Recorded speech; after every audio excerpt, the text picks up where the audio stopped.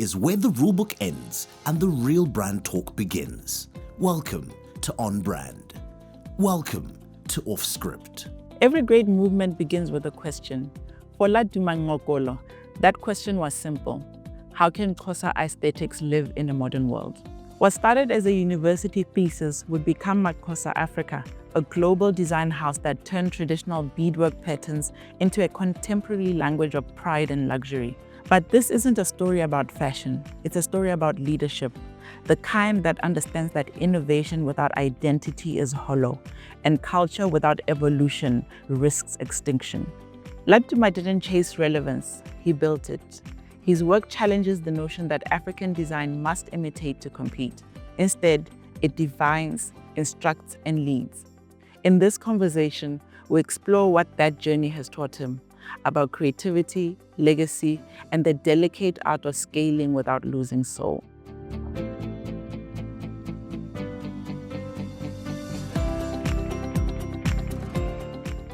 You just came from Paris Fashion Week. Yes. How was that? It was amazing. And this time around, we did our fourth show. Our fourth show was more dynamic because we partnered with a cider brand from South Africa. It brought international public figures and influencers, one of them being from Botswana, Marang. So we're excited to be represented by multiple figures from different parts of the continent, and also be South African brands in a high caliber platform that is called the official schedule of Paris Fashion Week. It's not a very easy platform to go into, but with the knowledge that we've gained from that experience in the past, we are very eager to share about our experiences of getting to the platform, because it does a lot for a lot of fashion designers brands. Yeah. And I noticed you had Mami Yvonne there. Yeah. You had I forgotten her name, Zawadi. Zawad. Saudi, yes. Yeah. And how important was it to have a representation, I think, from different parts of Africa to take that to Paris? Yeah. Makosa is a multicultural brand. Even though the roots started with the story of Isintu Xhosa, the Africa on our branding means that we want to represent the African continent in and out of the continent. So having diverse public figures such as Umamu Yvonne Chaka Chaka and Zawadi from KwaZulu Natal meant that we truly represent what the brand wants to stand for. And that excitement has been a buzz since we did the show 3 weeks ago. And people love the collection, and they can't wait to wear some of the pieces, which will start going into stores in the next 2 weeks, because our summer season has just started. Yeah. And Europe is in winter right now. So you're kind of setting the pace of what the world should be wearing as summer comes in. Yeah, listen, one of the things that we're trying to do as a fashion brand that is based in the Southern Hemisphere is to launch first in our territory before we take it to the rest of the world, because we believe that we are ahead of them when it comes to seasons. And why should we get their products after their season, So we are leading, because summer just got launched for 2026, but we're going to release it in 2025. Yes. Going into 2026. And I love that aspect of Africa is leading, and we truly are. Yep. And I think you've mentioned a lot of times when you have conversations in different platforms that the origin of the brand, though it came out of Xhosa aesthetics, we are living in a modern world. And how do you manage that tension between staying authentic to where the brand started to bringing innovation into it? It is a natural instinct that goes within us. Within the company, there is diversity as well. So some of the ideas and not all ideas come from me personally. We've built a company that is dynamic, that has a design team of about 16 people in total, and all those 16 people come from different corners of South Africa, and different ideas come into play. And of course, as they say, diversity brings innovation, Yes. and having people with similar minds also brings homogeneity. So Makosa is established as a family business, so that homogeneity helps us create a strong bond that we use to run a business that is based on diversity. Yeah. So innovation is something that is in the bloodline of the business. It doesn't have to be in design only. We use it in retail, especially in manufacturing, because we are also in the manufacturing business as well. We've got 2 factories, one in Johannesburg and one on the coast in the city of East London. Yeah. Yeah. Would you say it's been difficult to stay competitive Mm. at a global platform? It is difficult. We expect it to be difficult. We want it to be difficult so that we can develop a thick skin. As they say, uh, what what comes difficult is worth protecting. Yeah. So for us, operating in a luxury business sector is something that we don't take for granted, because not every brand gets that opportunity to be accepted in that space, and not each and every entrepreneur pushes tirelessly to be positioned there. Some people are not interested at all. Some get intimidated by being in a luxury space. We don't consider South Africa or local as our competitive field. We consider the globe, because what we did intentionally in South Africa, we placed all our boutiques next to luxury shopping destinations. Our store in Cape Town is next to Montblanc and Zegna, Gucci and Louis Vuitton. In Devon, we're next to Hugo Boss and Gucci. In Johannesburg, we are next to Hugo Boss, Al Capone, and Marc Jacobs. So we make sure that we made it intentional that we're not playing in a low field. We're playing in a global stage, Yeah. which requires high standards. Was that the initial strategy though? Because when you look at how it started in terms of the inspiration, it was a simple idea. So was it a strategic decision to say we're going to play in the luxury market? And for somebody who's considering then building a brand in that space, I think how would you advise they navigate that? Yeah. Yeah. So for us to be in that space was intentional since day one. When I share the vision with my colleagues, I always tell them that there's only one plan when it comes to the organization, which is plan A. There's no plan B or C or D, whatever. There's no matter of if this doesn't work, then we go for another alternative. There's only one vision. So we play in that industry by simply being authentic, meaning that we are in the value chain, but our main source of the materials that we use to make the work that we do maintains the novelty. So the brand started in a small city called Port Elizabeth, which is now known as Twabega, as a thesis project. But now, after graduating at university, I realized that I can convert this idea into a fashion business, which I did 15 years ago. So initially, the idea was to take local raw material, such as wool, where we have the biggest industry in Africa of wool, and take mohair. We have the biggest industry in the world, and take cashmere and other natural materials and make novelty garments out of them, which were similar in terms of the novelty that our ancestors were creating by hand. So my aim was to preserve our culture and take our cultural artifacts and convert them into garments that people can wear every day.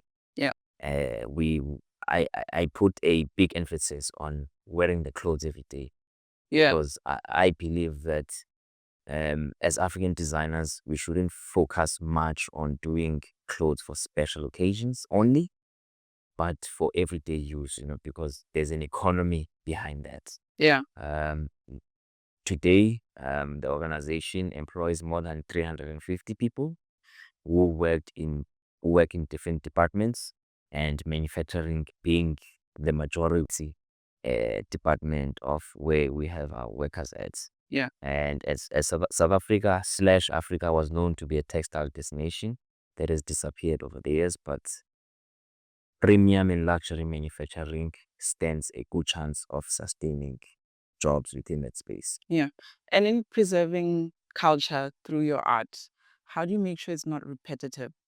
That when I come in and I want to buy and I don't want to look at like the last, yeah, the same thing. And for the next 10 years, and you've been in this game for 15 odd years. So how do you make sure it's not repetitive? For a lot of people, when you come initially into the industry, they doubt your ability to innovate and refresh your aesthetic every season in order to stay fresh and not repetitive.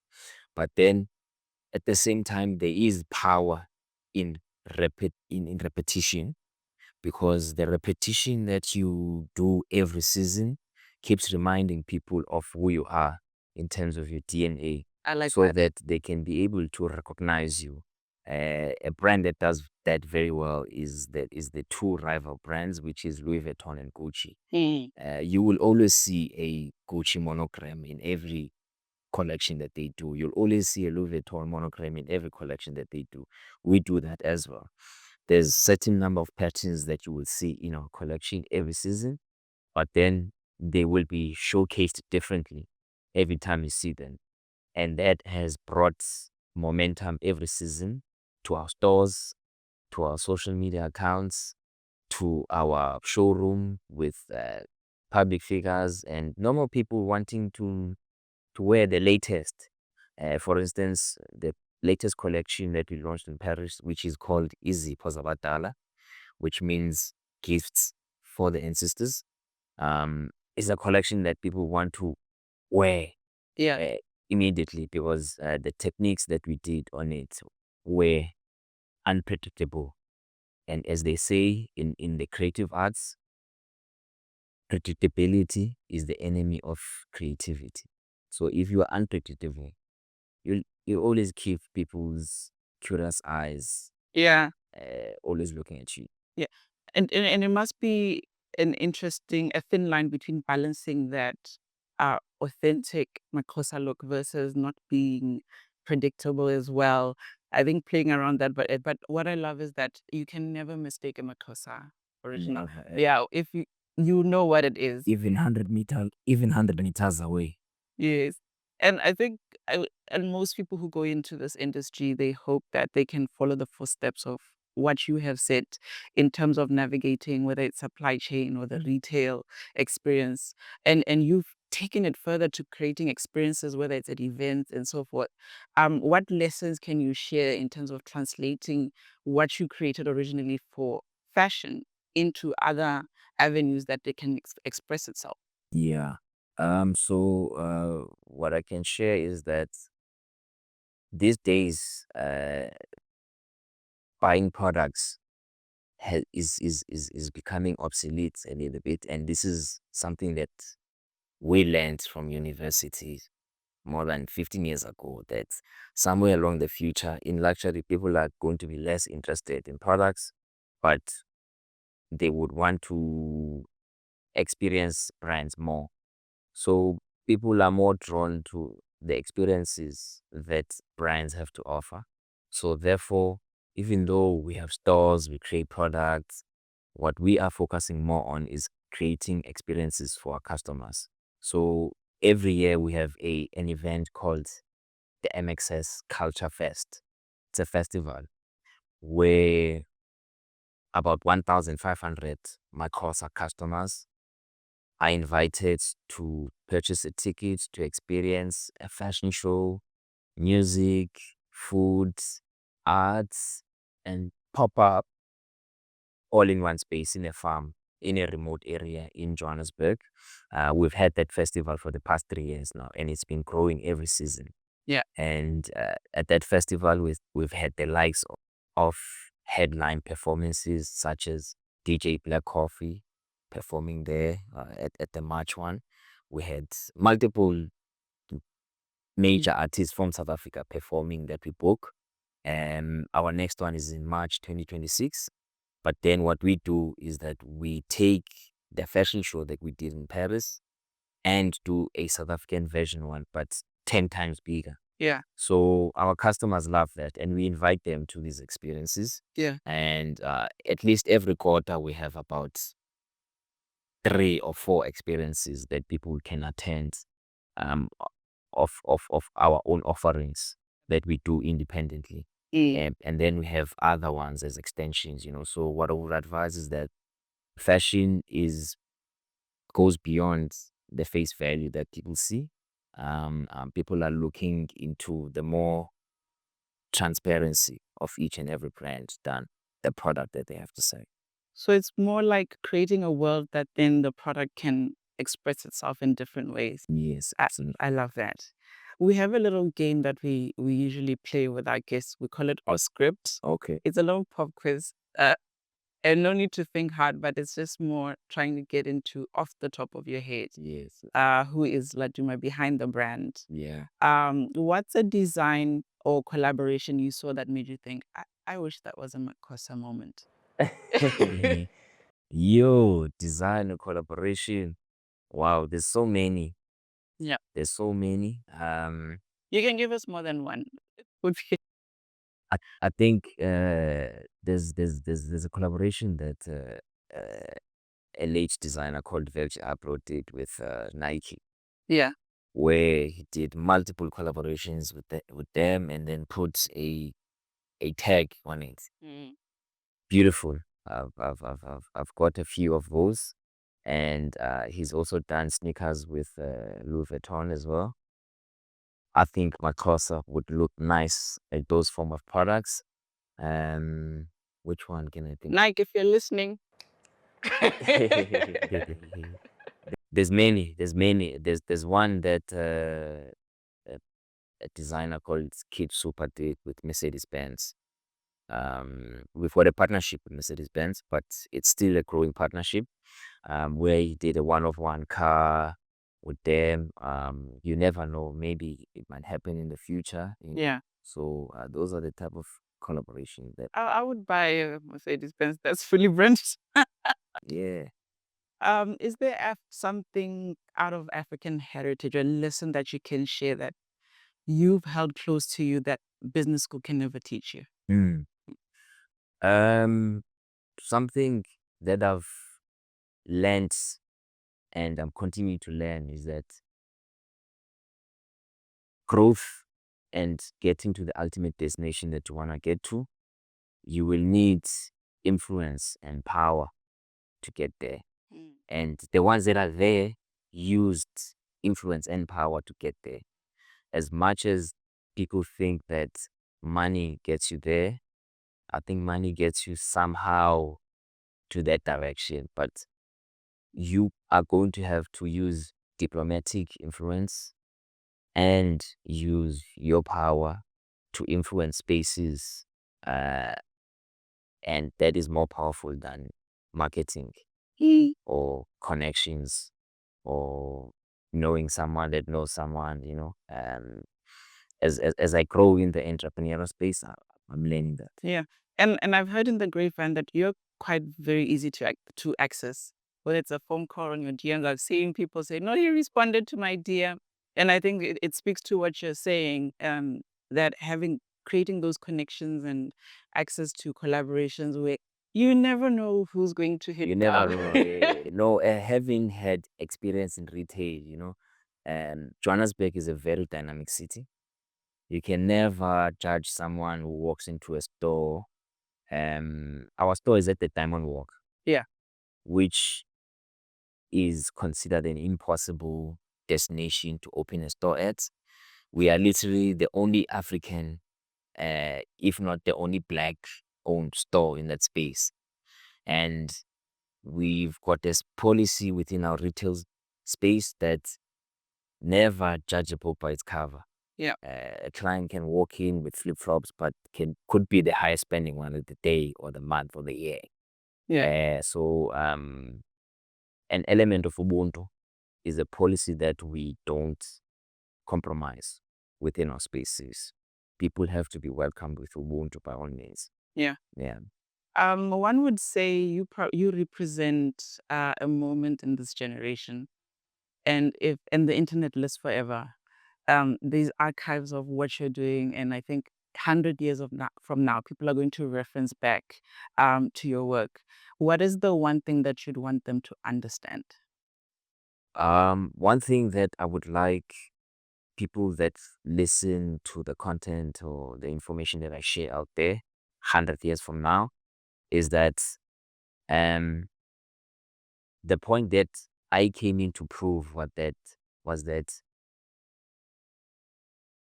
there could be things that are created out of Africa that are fully harvested from the continent that can go and compete globally without them being looked down upon, without them being cheap, and with them adding value to the African economy.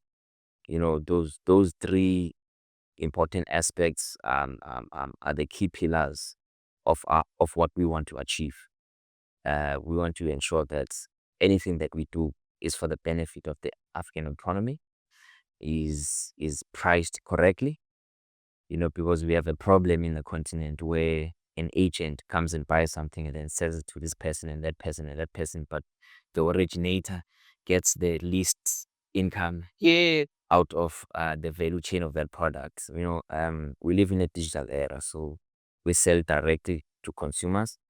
And of course, in terms of standards and quality, competing globally is something that we are capable of participating in as African innovators.